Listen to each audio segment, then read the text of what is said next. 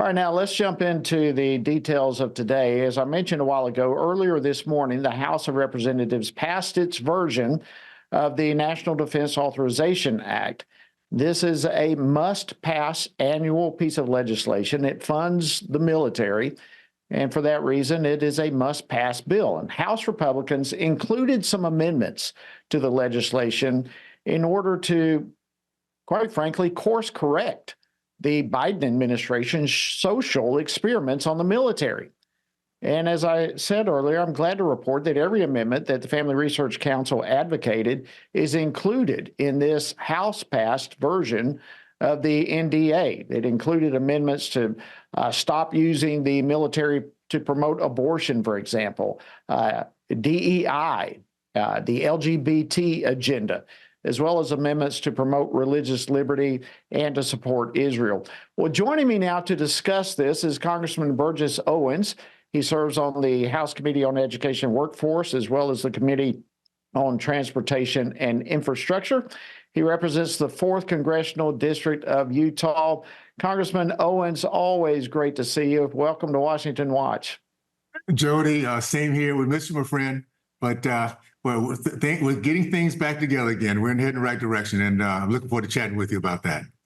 Yeah, absolutely. Let me just start by saying congratulations, commending you and your Republican colleagues for passing today's NDAA legislation. A lot of great amendments are in that, and frankly, amendments that are correcting the Biden administration's social experiments. Give me your thoughts on it. Well, we're at a really good point. We're going through some very, very tough years, though, as you know. Years we wonder how in the world we get here. Defund the police, not knowing the difference between a man and a woman, not supporting our good friends in Israel, open border. And we've got to a point where American people are figuring out what is in the world, what's going on here. Well, what we're recognizing now at this moment here in 2024 is we've been under attack for quite a while. It's called cultural Marxism. And it makes no sense because there is no sense to it. It's this anti-American culture, anti-God. And we're now recognizing, and the upside of where we are today, I'm so thankful to be here now, is the American people are getting it too. So I'll say this, we get the majority, a bigger majority that we need to govern this coming November. We get the security, we get the Senate and President Trump. And I can tell American people, we're on our way again, my friends. The cavalry's here, and we're going to start seeing, once again, what the American dream looks like, and getting ourselves back to where we're hopeful and visionary and those kind of things that America's really has always been on the forefront with. So I'm excited about being here to watch this and be part of it, and we're gonna make it work for sure. Well, we're glad you're there, and it's so encouraging to have a word of hope like that because people are concerned, deeply concerned with what they see taking place.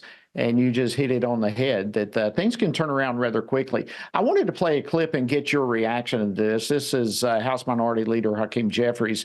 And of course, he has a different take on the amendments that were passed today. Let me play this clip, clip number 2, please, and then get your reaction. It's time for the extreme MAGA Republicans to abandon the effort to jam their right-wing ideology down the throats of the American people. These Republican amendments that have been attached to the National Defense Authorization Act are completely out of control.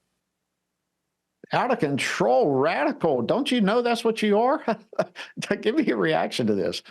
Well, we're at a point now where American people are not listening to these guys anymore. And by the way, just for those who are not aware, I grew up in the Deep South at a time where my race was very competitive. We were very patriotic. We believed in education. We believed in the family unit. Faith was everything back in the 60s. That turned upside down because not white supremacists but black elitists. We have people in this country that know what it is to succeed, but will fight to the death not to let other people know what it is to succeed. And to succeed, it comes down to very one simple thing, is tie in, lean in hard to the American culture, faith, family, the free market education. That is the Republican Party's mantra. That is exactly what the hard left, the cultural Marxists hate. So just know we're on the right track. The fact that they're upset, they're tossing, lobbing things at us because they're calling us MAGA. Yeah, make America great again is what we should all be wanting for, particularly going through what we're going through right now. So I'm excited. The fact that American people are not listening to this party anymore. Look at the numbers with the blacks, Hispanics, the Jewish community. They're waking up like I did 40 years ago. These guys use misery as a political strategy, and we're so done with that. We're ready to move on and get back to the American dream in the way we've always been, to become a more perfect union. That's awesome. Along with some of this radical stuff that the Biden administration has been pushing over and over and over has been the whole Title IX rule. And there was a markup yesterday that included a Congressional Review Act to nullify some of those Title IX rules. And of course, all of this is a disaster when it comes to women's sports and women's private spaces. And in fact, this week, a court dismissed a lawsuit by Leah Thomas when it comes to swimming. And you spoke about this. You have been outspoken about this. In fact, you've said that all these Title IX rules basically teach our boys that harming girls is no big deal. That is a massively powerful statement. So give me your reaction to the Leah Thomas situation and the whole Title IX rule as a whole. I understand, and we all know this. Those who watch this program understand the family unit is the core of our culture, and it's the roles we take. Manhood is a very, very big piece of that. I grew up, thank goodness, I grew up at a time where men were taught to be men. We were taught very simply to learn to love God, country, family, respect women and authority. If you could not respect women and authority, you were not looked at as a true man. So yes, we see things like this. The attack is on womanhood, no question. But the most devious attack is on manhood, where men will watch our women being attacked. They'll take pictures and videos of women being attacked and not take an active part, stand on the sideline and cheer men beating out women, or girls, or boys beating out girls. This is the most devious attack on manhood, because these are not true men anymore. We lose that idea that we're there to sacrifice everything. We're there to lead out and lean in to make sure we're providing, protecting, being a great example for our kids. If we lose that ability, then we will lose our culture, because we'll lose our families. And we all have a part. We all play a role. Manhood's role is to sacrifice everything, his life, if he needs to, for his wife and to his kids, and to be a great example. So his name is one that their family wants to hold on to, will pass on to for legacy as legacy from one generation to the next. We lose those kind of men, which is what's happened. Unfortunately, I've seen that happen in my community, and the Black community is finally saying enough of this. Men, particularly the Black men, are saying we're so sick of this, we're going to vote for Trump, because Trump is telling us how it really is to be respected, looked at, and look in the mirror and realize with somebody looking back that you can be proud of. So it is an attack on womanhood, but the most devious part is that when men do not stand up for womanhood, they give up any rights to be called men. Extremely well said, Congressman. Listen, we've got literally less than a minute, about 45 seconds, but the Biden administration has been transporting a large surge of immigrants to Salt Lake City.